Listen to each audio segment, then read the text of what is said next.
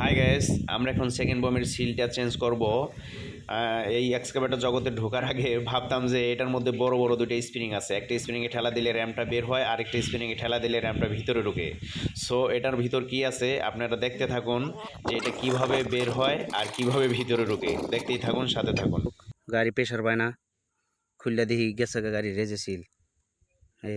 সিলের condition ইয়াল্লা rho চ্যাপডা চুপডা হয়ে আছে ব্যবসা লস, গাড়িটা পুরা দেয় তখন। ঠিক আছে।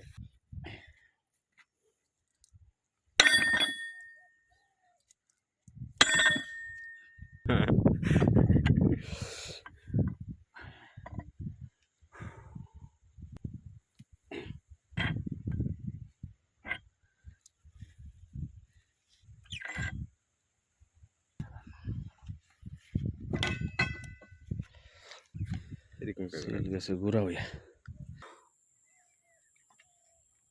হাই বন্ধুরা, দেখেন ফাইভ গাড়ির সিলগুলা কেমনে লাগাইতে হয় সিল হাউজিং এর মধ্যে। অনেক কষ্ট করে র্যামটা খুলছি আমরা দুইজন মানুষে, ছোট ভাই হেল্প করছে।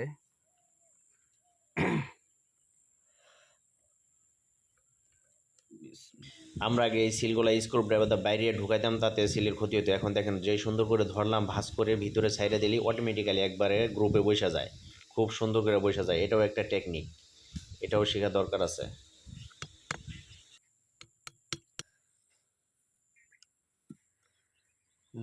নাম্বার কত?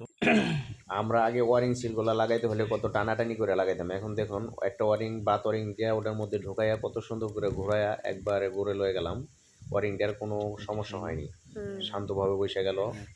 আবার যে মোটা ওয়ারিংটা আছে এটাও সেমভাবে এর ভিতরে ঢুকাইয়া নিয়ে গেলাম ওর গ্রুপে কত সুন্দরভাবে। এখানে কোনো স্ক্রু ড্রাইভারের চারাচারি করার কোনো দরকার নেই, খুব সুন্দরভাবে ওই চলে গেল ওর জায়গায়।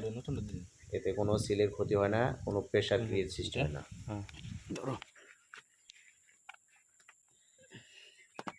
খারাপ করো গাড়িটা গুড়া।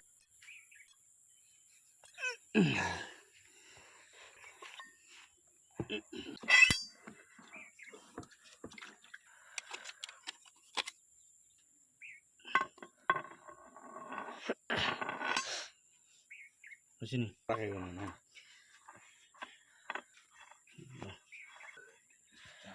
এই যে আমাদের হয়ে গেল সিল চেঞ্জ করা ফুল কিট। পেজটি ফলো দিয়ে সাথেই থাকুন। যদি আমার ভিডিওটি ভালো লাগে লাইক কমেন্ট শেয়ার করে সবাইকে দেখার সুযোগ করে দিন। ধন্যবাদ।